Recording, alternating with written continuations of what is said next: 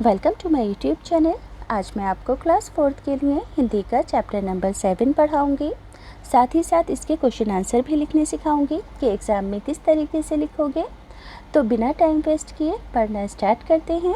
सभी बच्चे अपनी बुक का पेज नंबर 51 खोलेंगे। पेज नंबर 51 पर चैप्टर नंबर 7 है, जिसका नाम है दान का हिसाब। क्या नाम है बच्चों चैप्टर का? दान का हिसाब। अब देखो, दान किसे कहते हैं? दान का मतलब होता है मदद करना, किसी की हेल्प करना। जैसे कि कोई भूखा है, उसे खाना दे दो। जैसे कि किसी के पास स्कूल जाने के लिए पैसे नहीं हैं, तो पैसों से उसकी मदद कर दो। यानी कि कोई चीज़ देकर किसी की हेल्प करना ही दान कहलाता है। याद रखोगे कि कोई भी चीज़ देकर किसी भी ज़रूरतमंद इंसान को कोई चीज़ दे दो जिसे उस चीज़ की ज़रूरत हो, तो वो दान कहलाता है, जिससे कि हमें सवाब यानी कि पुण्य मिलता है। तो बच्चों, ये जो कहानी है एक बहुत ही कंजूस राजा की है। अभी आप ये चैप्टर पढ़ोगे तो आपको बहुत अच्छे से समझ आ जाएगा। तो सभी बच्चे इस तरफ ध्यान देंगे। एक था राजा। राजा जी लकदक कपड़े पहनकर यूँ तो हज़ारों रुपए खर्च करते रहते थे। समझ में आया कि बच्चों, एक राजा था, और जो राजा था बहुत महंगे महंगे चमक धमक वाले कपड़े पहनकर उन कपड़ों को ख़रीदने में हज़ारों रुपए खर्च करते रहते थे। पर दान यानी कि मदद के वक्त उनकी मुट्ठी बंद हो जाती थी।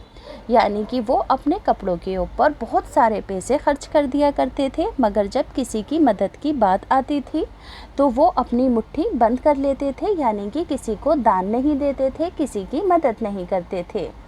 राज्यसभा में एक से एक नामी लोग आते रहते थे, लेकिन गरीब, दुखी, विद्वान, सज्जन इनमें से कोई भी नहीं आता था, क्योंकि वहाँ पर इनका बिल्कुल सत्कार नहीं होता था। समझ में आया बच्चों? जब राजा अपनी राज्यसभा करता था, राज्यसभा का मतलब होता है कि राजा एक कुर्सी पर बैठ जाता है और जो बहुत सारे बड़े बड़े लोग होते हैं वो आकर राजा के सामने बैठते हैं और बहुत सारी बातों पर सलाह मशवरा किया जाता है कि अपने राज्य को चलाने के लिए कौन सा काम कैसे करना चाहिए, किन लोगों की मदद करनी चाहिए। तो बच्चों, जो राजा की राज्यसभा होती थी, तो उस राज्यसभा के अंदर नामी लोग आते रहते थे, यानी कि बहुत अमीर अमीर लोग आते थे। लेकिन उस राज्यसभा के अंदर गरीब लोग, दुखी लोग, विद्वान यानी कि इंटेलिजेंट लोग, सज्जन यानी कि अच्छे लोग, इनमें से कोई भी नहीं आता था, क्योंकि राजा की जो राज्यसभा होती थी उनमें, उस राज्यसभा में इन लोगों की बिल्कुल भी इज्जत नहीं की जाती थी, मान सम्मान नहीं किया जाता था। यानी कि इन लोगों का सत्कार नहीं होता था। इसी वजह से गरीब, दुखी, विद्वान और सज्जन राज्यसभा में शामिल नहीं होते थे। एक बार राजा की जिस देश में कंजूस राजा राज करता था, उस देश के अंदर अकाल पड़ गया। अब बच्चों, अकाल किसे कहते हैं? जब बारिश नहीं होती है और हर तरफ सूखा पड़ जाता है, फसलें बर्बाद हो जाती हैं, तो उसे अकाल कहते हैं। तो एक बार राजा के देश में अकाल पड़ गया। पूर्वी सीमा के लोग भूखे प्यासे मरने लगे। यानी कि जो पूर्वी सीमा पर लोग रहते थे, अकाल की वजह से वो पानी की कमी हो जाती है अकाल में, और किस चीज़ की कमी हो जाती है? अनाज की भी कमी हो जाती है, क्योंकि सूखा पड़ जाता है, खेतों को पानी नहीं मिलता है। तो बच्चों, इसी वजह से, अकाल की वजह से पूर्वी जो सीमा के लोग थे, पूर्व में रहने वाले जो लोग थे, वो भूखे प्यासे मरने लगे। अब राजा के पास खबर आई। वे बोले, ये तो भगवान की मार है। यानी कि जब राजा को पता चला कि पूर्वी सीमा के लोग अकाल की वजह से भूखे प्यासे मर रहे हैं, तो राजा को जब ये बात पता चली, तो राजा ने लोगों की मदद नहीं की, बल्कि क्या कह दिया कि ये तो भगवान की मार है, इसमें मेरा कोई हाथ नहीं है। यानी कि राजा ने मदद करने से डायरेक्ट नहीं, इनडायरेक्ट मना कर दिया कि मैं इसमें कुछ नहीं कर सकता, ये तो भगवान की तरफ से होने वाली बात है जो हो रही है। मगर बच्चों, राजा का क्या काम होता है? जब उसकी जनता मुसीबत में होती है, उनकी मदद करना। मगर राजा ने क्या किया कि अपने जो पूर्वी सीमा के लोग थे, जब वो भूखे प्यासे मर रहे थे, तो राजा ने उनकी मदद नहीं की। अब सभी लोगों ने राजा से कहा कि महाराज, राज भंडार से हमारी सहायता करने की कृपा करें। यानी कि सभी लोगों ने राजा से क्या कहा कि राज भंडार के अंदर जो पैसा इकट्ठा है उन पैसे से हमारी मदद करें, क्योंकि हम भूखे मर रहे हैं, जिससे हम लोग दूसरे देश से अनाज खरीद कर अपनी जान बचा सकें। तो राजा ने बच्चों जवाब में क्या कहा कि आज तुम लोग अकाल से पीड़ित हो, कल पता चलेगा कि कहीं भूकंप आया है, परसों सुनूंगा कि कहीं के लोग बड़े गरीब हैं, 2 वक्त की रोटी नहीं जुटती।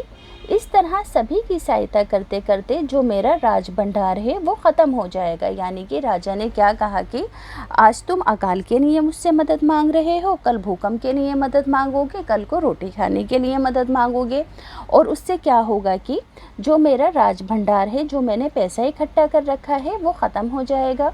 यानी कि राजा ने मदद करने से अपनी जनता की मना कर दिया और क्या कहा कि और मैं खुद दिवालिया यानी कि कंगाल हो जाऊंगा। बच्चों, दिवालिया कहते हैं, कंगाल को कहते हैं। ये सुनकर सभी लोग बहुत निराश होकर राजा के पास से लौट गए। यानी कि सभी बहुत उदास हो गए कि उनके राजा ने उनकी मदद करने से मना कर दिया। अब बच्चों, जब राजा ने मदद करने से मना कर दिया था तो जो अकाल का प्रकोप था, यानी कि जो अकाल की मार थी, वो और भी बढ़ती जा रही थी और लोग बहुत ज़्यादा परेशान हो रहे थे।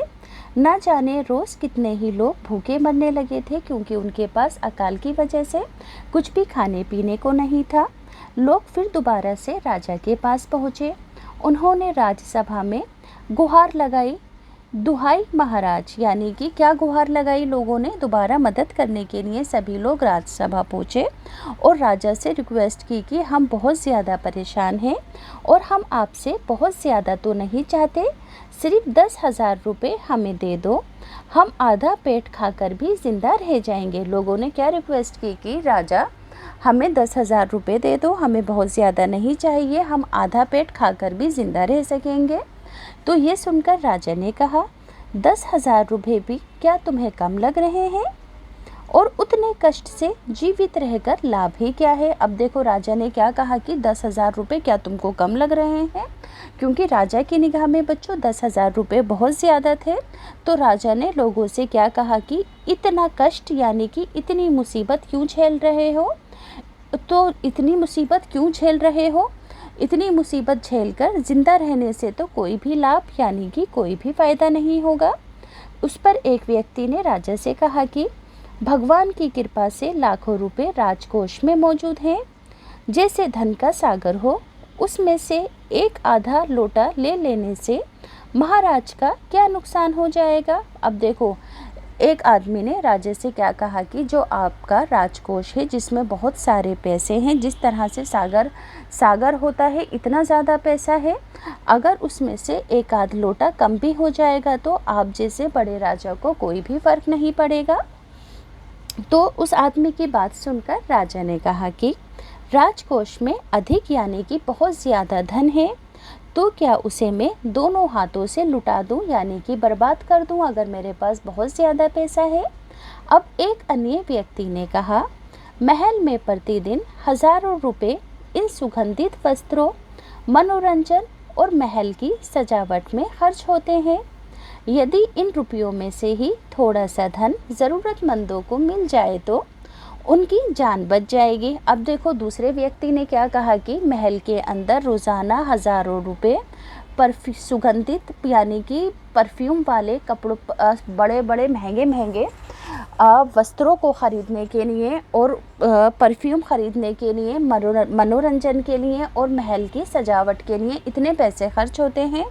अगर इन पैसों से लोगों की मदद कर दी जाए तो कुछ लोगों की जान बच जाएगी। ये सुनकर राजा को क्रोध, यानी कि गुस्सा आ गया और वो गुस्से से बोला, खुद भिखारी होकर मुझे उपदेश दे रहे हो। उपदेश का मतलब क्या होता है बच्चों?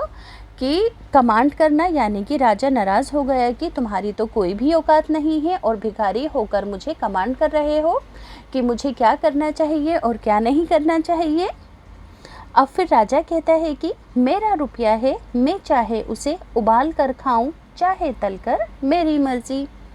मगर बच्चों, जो जितना भी पैसा होता है राजा के पास, वो किसके लिए होता है? अपने जनता की मदद के लिए होता है। मगर ये जो राजा था वो बेइंतहा कंजूस था, वो बिल्कुल भी दान नहीं देना चाहता था, लोगों की मदद नहीं करना चाहता था।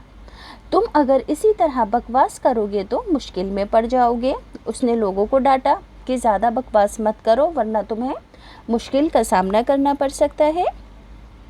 इसलिए इसी वक्त तुम चुपचाप सभी यहाँ से खिसक जाओ, यानी कि चले जाओ। राजा का क्रोध देखकर वहाँ से लोग डरकर चले गए। अब राजा हंसते हुए बोला, छोटा मुंह और बड़ी बात करते हैं। अगर 100-200 रुपये होते तो एक बार में सोच भी सकता था। पहरेदारों की खुराक 2-4 दिन कम कर देता और ये रकम पूरी भी हो जाती। अब देखो राजा ने हंसते हुए क्या कहा कि छोटा मुंह और बड़ी बात कर रहे हैं, अगर 100-200 रुपये की बात होती तो मैं दे देता और उन 100-200 रुपये के बदले जो महल के पहरेदार हैं मैं उनके खाने में थोड़ी सी कटौती कर देता, तो इन 200-400 रुपये की जो कमी है वो पूरी हो जाती। यानी कि वो इतना कंजूस राजा था। मगर 100-200 से इन लोगों का पेट नहीं भरेगा। एकदम 10,000 मांगने के लिए आ गए मुझसे। छोटे लोगों के कारण नाक में दम हो गया है, यानी कि राजा गुस्से के अंदर बातें ही बनाए जा रहा था। ज़रूरतमंद लोगों को वो लगातार बुरा भला कह रहा था कि ये लोग मुझसे पैसा मांगने के लिए क्यों आ गए। मगर वो इस बात से बिल्कुल भी भूल कर बैठा हुआ था कि जो राजकोष का पैसा होता है बच्चों, वो जनता की मदद के लिए ही होता है। मगर राजा ने मुसीबत के वक्त भी अपनी जनता की मदद नहीं की। अब आगे है, राजा की ये सभी बातें सुनकर वहाँ पर उपस्थित यानी कि वहाँ पर सभी लोग हूँ हाँ कर रह गए, यानी कि उन्होंने राजा की हाँ में हाँ मिला दी मजबूर होकर। मगर मन ही मन वो ये भी सोच रहे थे कि राजा ने ये ठीक नहीं किया। ज़रूरतमंदों की सहायता करना तो राजा का कर्तव्य यानी कि राजा का फ़र्ज़ होता है। 2 दिन बाद न जाने कहाँ से एक बूढ़ा सन्यासी राजसभा में आया। यानी कि बच्चों सन्यासी आप सभी जानते हैं, जो लोग अपना घर बार छोड़कर सिर्फ भगवान को पाने की इच्छा से जंगलों में जाकर रहते हैं और वो कोई भी सुख नहीं उठाते हैं, सिर्फ भगवान की ही प्रार्थना करते रहते हैं, ऊपर वाले को याद करते रहते हैं। तो ऐसे लोगों को बच्चों सन्यासी कहते हैं। जैसा कि आपने देखा होगा कि सन्यासी इस तरह से होते हैं, देखो है ना, हाथ के अंदर ये लिए लोटा लिए हुए होते हैं, धोती बांधे हुए होते हैं और जगह जगह आपको ये घूमते हुए भी दिख जाएंगे। तो 2 दिन बाद जब ये बात हो गई लोगों की और राजा की, तो राजसभा में एक सन्यासी आया। उसने राजा को आशीर्वाद यानी कि दुआ देते हुए कहा, दाता कर्ण महाराज, बड़ी दूर से आपकी प्रसिद्धि सुनकर आया हूँ। क्या कहा सन्यासी ने कि आप बहुत ज़्यादा दान देने वाले हो और मैं बहुत दूर से आपकी प्रसिद्धि यानी कि आपके बारे में जानकर आया हूँ कि आप बहुत ज़्यादा प्रसिद्ध हैं। तो इस सन्यासी की आप इच्छा भी पूरी कर दें। अपनी प्रशंसा यानी कि तारीफ सुनकर सन्यासी के मुंह से राजा बोला, ज़रा पता तो चले तुम्हें क्या चाहिए। यदि थोड़ा कम मांगो तो शायद मिल भी जाए। यानी कि देखो राजा ने सन्यासी से क्या कहा कि पता तो चले कि तुम्हें क्या चाहिए और अगर तुमने थोड़ा कम मांगा तो शायद वो मैं तुम्हें दे सकता हूँ।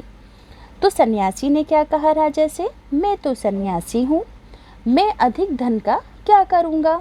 धन बच्चों किसे कहते हैं, रुपए पैसे को कहते हैं। तो सन्यासी ने राजा से क्या कहा कि मैं सन्यासी हूँ और मैं अधिक धन का क्या करूँगा।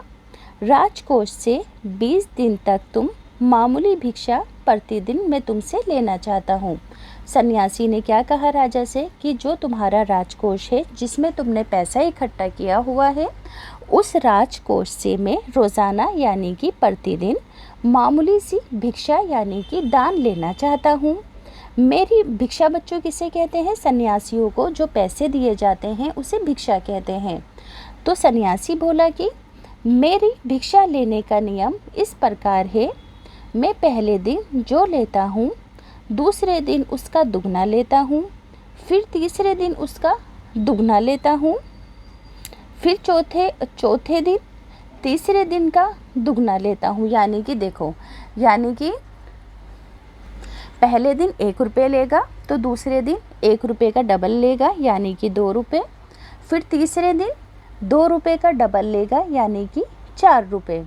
इसी तरह चौथे दिन 4 का डबल लेगा 8 रुपये। समझ में आया? इस तरीके से सन्यासी भिक्षा लेता है। इसी तरह से प्रतिदिन दुगना लेता जाता हूँ, यानी कि हर अगले दिन दुगना ही लेता है सन्यासी भिक्षा। भिक्षा लेने का मेरा यही तरीका है। राजा बोला, तरीका तो मैं समझ गया, मगर पहले दिन कितना लोगे, यही असली बात है। 2-4 रुपये में पेट भर जाए तो अच्छी बात है, मगर एकदम से 20-50 मांगने लगे तब तो 20 दिन में काफ़ी बड़ी रकम खाली हो जाएगी। अब देखो, राजा ने कहा कि मैं भिक्षा लेने के आपके तरीके को समझ गया हूँ, मगर ज़रूरी बात क्या है कि आप पहले दिन अगर 2-4 रुपये से अपना पेट भर लेंगे वो तो ठीक रहेगा, मगर आप एकदम से पहले दिन 20-50 मांगने लगे तो बहुत बड़ी रकम मेरे हाथों से चली जाएगी। राजा ने अपनी चिंता को सन्यासी के सामने रखा। अब सन्यासी ने हंसते हुए कहा, महाराज, मैं लोभी यानी कि लालची नहीं हूँ। आज मुझे 1 रुपया दीजिए, फिर 20 दिन तक 2 गुने करके देते रहने का हुक्म दे दीजिए। सन्यासी ने क्या कहा कि महाराज, मैं लालची नहीं हूँ, पहले दिन की शुरुआत में 1 रुपये से करूँगा और 20 दिन तक पैसों को दुगुना करता जाऊँगा। ये सुनकर राजा, मंत्री और दरबारी सभी की जान में जान आ गई।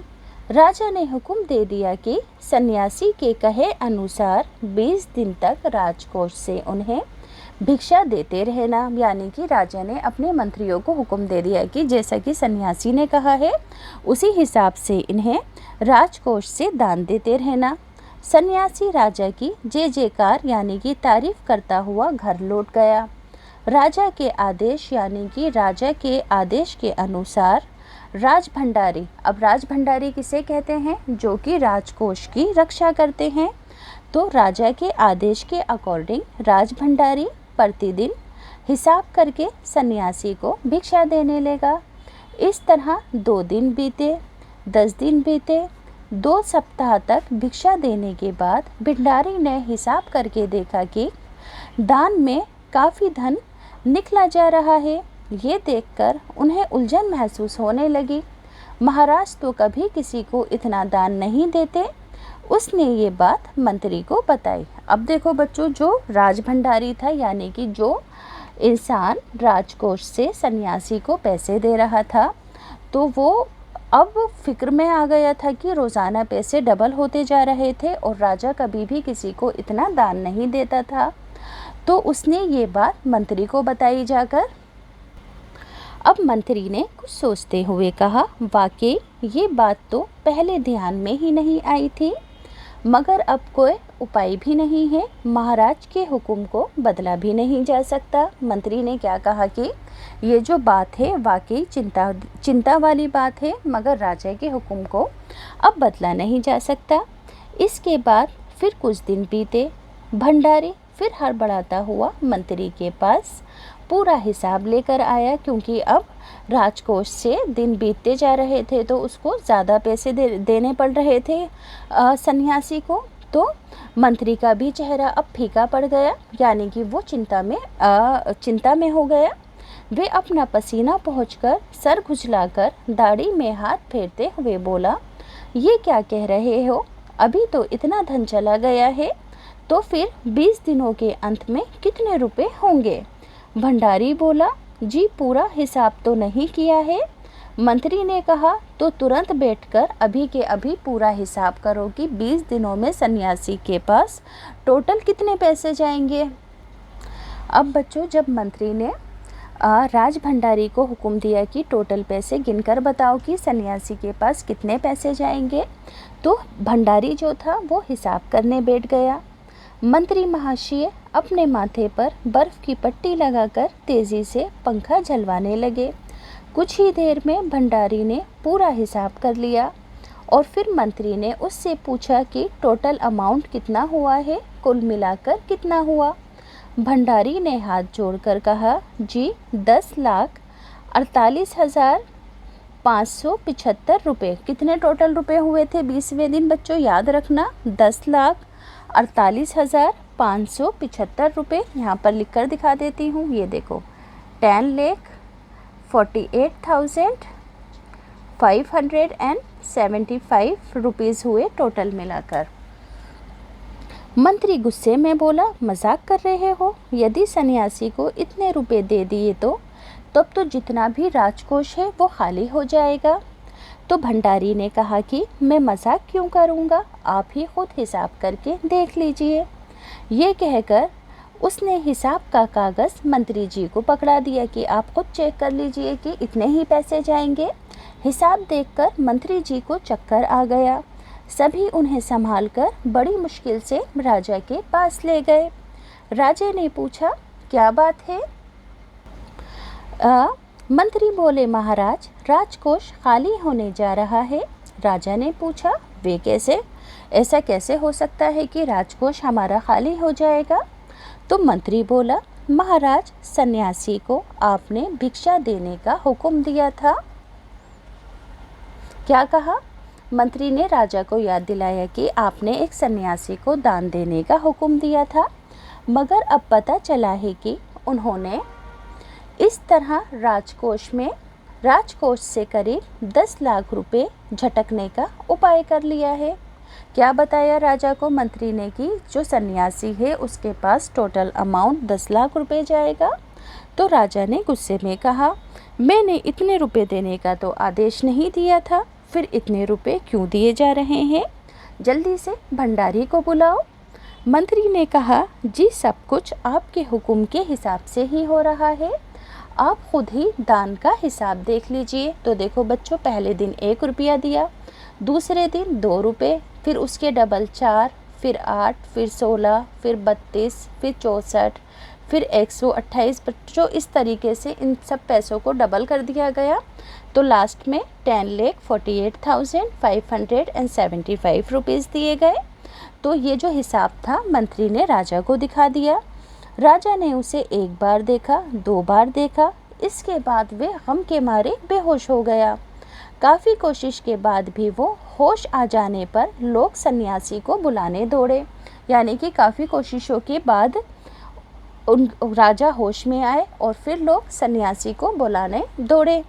सन्यासी के आते ही राजा रोते हुए उनके पैरों पर गिर पड़ा और बोला, दुहाई है सन्यासी महाराज, मुझे इस तरह जान माल से मत मारिए, जैसे भी हो एक समझौता करके मुझे वचन से मुक्त कर दीजिए। अब देखो राजा ने सन्यासी से वचन लिया था पैसे डबल देने का, मगर अब अंत में आकर तो इतना ज़्यादा अमाउंट हो गया था कि सन्यासी राजा के पैरों में गिर पड़ा और कहने लगा कि कैसे भी करके मुझे आप इस वचन से मुक्त कर दीजिए, वरना जो मेरा राजकोष है, जो मेरा पैसा है, वो सभी ख़त्म हो जाएगा और मैं बर्बाद हो जाऊंगा। आगे है, अगर आपको 20 दिन तक भिक्षा दी गई तो मेरा पूरा ही राजकोष खाली हो जाएगा, फिर मेरा राजकाज कैसे चलेगा? तो फिर सन्यासी ने गंभीर होकर कहा कि इस राज्य में लोग अकाल से मर रहे हैं, मुझे उनके लिए केवल 50,000 रुपये चाहिए। वे रुपया मिलते ही मैं समझूंगा कि मुझे मेरी पूरी भिक्षा मिल गई है। अब देखो सन्यासी ने क्या कहा कि ये जो तुम्हारा राज्य है, यहाँ के लोग अकाल से मर रहे हैं, तो तुम ऐसा करो, मुझे 50,000 रुपये दे दो। जैसे ही मुझे 50,000 रुपये मिल जाएंगे तो मैं समझूंगा कि मुझे मेरी पूरी भिक्षा मिल गई है और हमारा वचन भी पूरा हो जाएगा। राजा ने कहा, परंतु उस दिन एक आदमी ने मुझसे कहा था कि लोगों के लिए 10,000 रुपये ही काफ़ी होंगे। तो सन्यासी ने कहा, मगर आज मैं कहता हूँ कि 50,000 से 1 पैसा कम नहीं लूँगा। राजा गिड़गिड़ाया, मंत्री गिड़गिड़ाए, सभी गिड़गिड़ाए, मगर सन्यासी अपने वचन पर डटा रहा। आखिरकार लाचार यानी कि मजबूर होकर राजकोष से 50,000 रुपये सन्यासी को देने के बाद ही राजा की जान बच पाई। यानी कि जब तक 50,000 रुपये सन्यासी ने नहीं लिए तब तक उसने अपने वचन को पूरा नहीं माना और फिर 50,000 रुपये लेकर ही सभी की सन्यासी से जान बच पाई। पूरे देश में खबर फैल गई कि अकाल के कारण राजकोष से 50,000 रुपये राहत यानी कि मदद के तौर पर दिए गए हैं। सभी ने कहा हमारे महाराज कर्ण जैसे ही दानी हैं। यानी कि क्या कहा सभी लोगों ने, क्या नारा लगाया जब जनता को पता चला कि महाराज ने अकाल से पीड़ित लोगों के लिए 50,000 रुपये दिए हैं, तो सभी लोगों ने कहा कि जो हमारे महाराज हैं वो कर्ण की तरह दानी हैं। तो बच्चों, कर्ण की तरह दानी होने का मतलब है कि जो कर्ण थे उन्होंने लोगों की मदद के लिए जो अपने वेशभूषा जो पहनी होती थी ना, सोने के कुंडल, बड़े बड़े कड़े वगैरह सब चीज़ें उतार कर अपना ताज वगैरह सब दान में दे दिया था, क्योंकि वो बहुत बड़े दानी माने जाते थे। तो इसी वजह से वहाँ की जनता ने अपने महाराज को कैसा कहा कि जो हमारे महाराज हैं, जो हमारे राजा हैं, वो कर्ण की तरह ही दान करने वाले हैं, यानी कि दानी हैं। तो बच्चों, इस कहानी को किसने लिखा है? सुकुमार राय ने लिखा है। अब बच्चों, इस चैप्टर के हैं टेक्स्ट बुक के क्वेश्चन आंसर।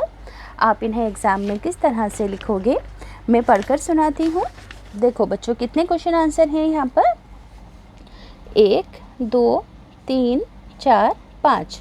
तो पाँचों क्वेश्चन आंसर बच्चों मैंने यहाँ पर लिखे हुए हैं। तो देखो, एक एक करके पढ़कर सुनाती हूँ। राजा किसी को भी दान यानी कि पैसा क्यों नहीं देना चाहता था? तो आंसर में क्या लिखोगे कि राजा किसी को भी इसलिए दान नहीं देना चाहता था क्योंकि वे कंजूस था।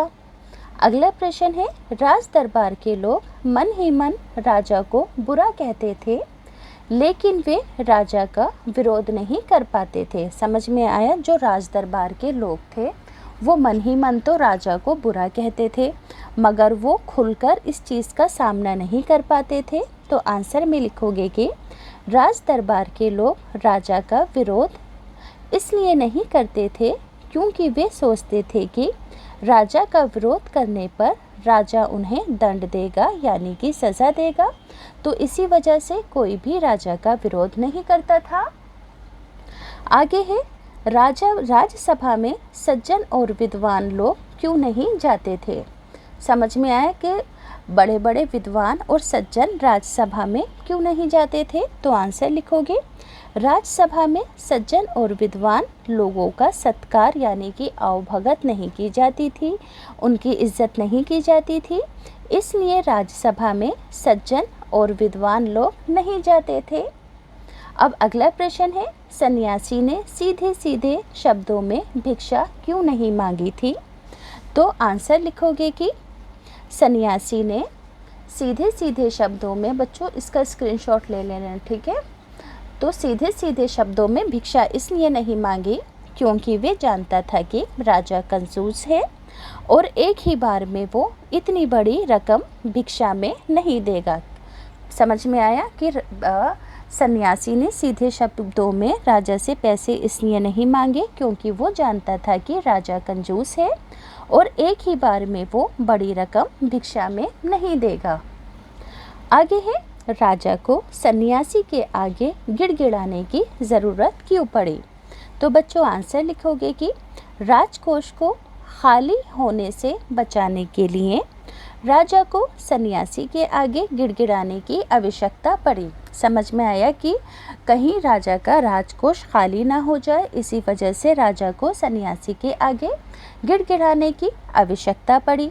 अब है बच्चों अगला प्रश्न, अंदाज अपना अपना। तुम नीचे दिए गए वाक्यों को किस तरह से कहोगे? देखो, पहला वाक्य है, दान के वक्त उनकी मुट्ठी बंद हो जाती थी। तो बच्चों इस वाक्य को आपको अपने शब्दों में लिखना है। तो कैसे लिख दोगे? देखो, दान के वक्त उनके हाथ से पैसे नहीं निकलते थे। अगला है, हिसाब देखकर मंत्री का चेहरा फीका पड़ गया। तो अपने शब्दों में लिखोगे, हिसाब देखकर मंत्री हैरान हो गया। यानी कि जब हमारा फीका पड़ता है तो हम हैरान हो जाते हैं। इसी तरह से सन्यासी की बात सुनकर सभी की जान में जान आई। तो सन्यासी की बात सुनकर सबको बहुत राहत मिली। अब बच्चों अगला है, लाखों रुपए राजकोष में मौजूद हैं जैसे धन का सागर हो। तो इस बात को आप अपने शब्दों में कैसे लिखोगे? तो आप लिखना कि लाखों रुपए राजकोष में मौजूद हैं, जैसे धन का सागर हो। राजकोष धन से भरा हुआ है और उसमें बहुत रुपए पैसे हैं। तो इस तरह से लिख दोगे। बच्चों, वीडियो को पॉज करके सभी आंसर याद से लिख लेना। आगे है साथी हाथ बढ़ाना। कभी कभी कुछ इलाकों में बारिश बिल्कुल भी नहीं होती। नदी और नाले और तालाब सूख जाते हैं और फसलों के लिए पानी भी नहीं बचता। खेत भी सूख जाते हैं। पशु पक्षी जानवर भूखे प्यासे मरने लगते हैं। तो ऐसे समय में वहाँ रहने वालों को लोगों को मदद की ज़रूरत होती है। तो तुम इन लोगों की मदद किस तरीके से करोगे? तो बच्चों, मैंने लिखा है कि हम अकाल से पीड़ित लोगों को अनाज जैसे कि चावल, गेहूँ, ज्वार, बाजरा इत्यादि देते। हम उनको पीने का साफ पानी देते। कपड़े, कंबल, साबुन आदि देते। ज़रूरी सामान खरीदने के लिए उनको पैसे भी देते ताकि उनकी मदद हो सके। आगे है जिम्मेदारी अपनी अपनी। तुम्हारे विचार से राज दरबार में किसकी क्या जिम्मेदारियां होती हैं? तो बच्चों, मंत्री की क्या जिम्मेदारी होती है राज दरबार में? मंत्री की जिम्मेदारी पूरे राज्य की देखभाल करना और ज़रूरी कामों में राजा को सलाह देना होता है। समझ में आया कि मंत्री ज़रूरी कामों के लिए राजा को सलाह देता है और राज्य में क्या चल रहा है इस चीज़ का भी ध्यान रखता है। अब भंडारी का क्या काम होता है? भंडारी की जिम्मेदारी होती है राजकोष की सुरक्षा करना, हिफाजत करना और राज्य के खर्च का जो हिसाब किताब है उसकी जानकारी समय समय से राजा को देनी होती है। अब देखो बच्चों, आगे है कर्ण जैसा दानी। सभी ने कहा हमारे महाराज कर्ण जैसे ही दानी हैं। पता करो कि कर्ण कौन थे। ठीक, कर्ण कौन थे? तो आप लिखोगे कि कर्ण कुंती के पुत्र तथा महाभारत के समय एक वीर योद्धा थे, यानी कि फाइटर थे बहुत बड़े, और ये बहुत बड़े दानी थे। कर्ण जैसे दानी का क्या मतलब है? तो आंसर में लिखोगे कि कर्ण ने अपने शरीर से अपना कवच, बच्चों जो सेफ्टी के लिए आपने देखा होगा कि लोहे के कवच पहने जाते हैं, तो उस टाइम पर जो कर्ण थे उनका कवच सोने का था। तो कवच और कुंडल भी उतार कर दान में देने में संकोच नहीं किया था।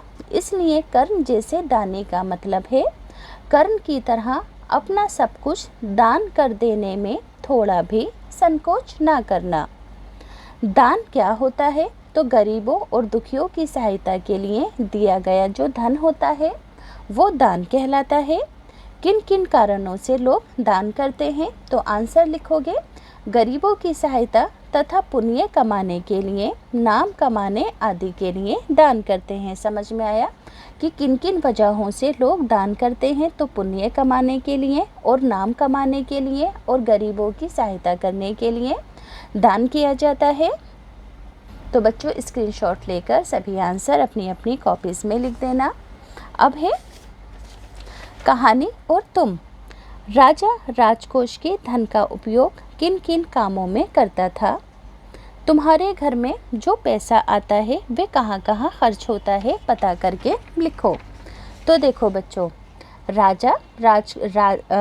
पहला प्रश्न का जो आंसर है कि राजा अपने राजकोष के धन का उपयोग वस्त्रों, मनोरंजन और महल की सजावट के लिए करता था। किन किन चीज़ों के लिए पैसा इस्तेमाल करता था राजा? वस्त्रों, मनोरंजन और महल की सजावट के लिए। अगला है तुम्हारे घर में जो पैसा आता है वो कहाँ कहाँ खर्च होता है? तो मेरे घर में जो पैसा आता है वो खाने पीने, पढ़ाई, बिजली, पानी के बिल, फ़ोन के बिल, दवाइयों, गैस, कपड़े आदि खरीदने में खर्च होता है। अगला प्रश्न है कि अकाल के समय लोग राजा से कौन कौन से काम करवाना चाहते थे? तो लोग राजा से अकाल पीड़ितों की, यानी कि जो अकाल से पीड़ित लोग हैं उनकी मदद करवाना चाहते थे कि राजा 10,000 रुपये दे, जिससे लोग दूसरे देशों से अनाज खरीद सकें। यानी कि 10,000 रुपये लेना चाहते थे ताकि अनाज खरीद कर भूखे लोग अपना पेट भर सकें। आगे है बच्चों, कैसा राजा? राजा किसी को दान देना पसंद नहीं करता था। तुम्हारे विचार से दान राजा सही था या गलत था? अपने उत्तर का कारण भी बताओ। तो बच्चों आंसर लिखोगे। मेरे विचार में राजा बिल्कुल गलत था। प्रजा यानी कि जनता की देखभाल करना, उन्हें खुश रखना राजा का परम कर्तव्य है, यानी कि फर्ज है।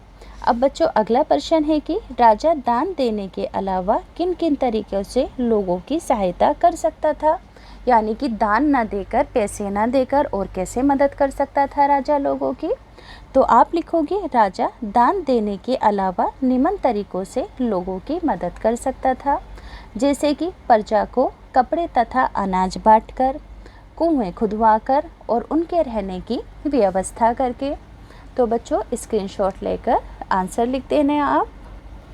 आगे है पूर्वी सीमा के लोग भूखे प्यासे मरने लगे थे। पूर्वी सीमा का मतलब है जो लोग पूर्व में रहते हैं। देखो बच्चों 4 डायरेक्शन होती हैं।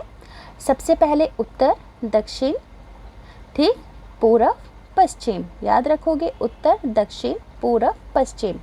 तो बच्चों पश्चिम और उत्तर को मिलाकर बनता है उत्तर पश्चिम।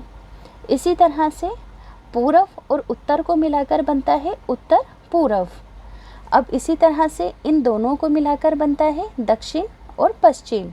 इसी तरह से इन दोनों को मिलाकर बनता है दक्षिण और पूर्व। तो बच्चों अब आपको ये बताना है कि नीचे पूर्व शब्द के 2 अर्थ हैं। पूर्व एक दिशा, पूर्व यानी कि पहले। तो नीचे ऐसे ही कुछ शब्द दिए गए हैं जिनके 2-2 अर्थ हैं। आपको दोनों ही अर्थों के अकॉर्डिंग सेंटेंस बनाने हैं। जैसे कि जल, जल के 2 सेंटेंस होंगे।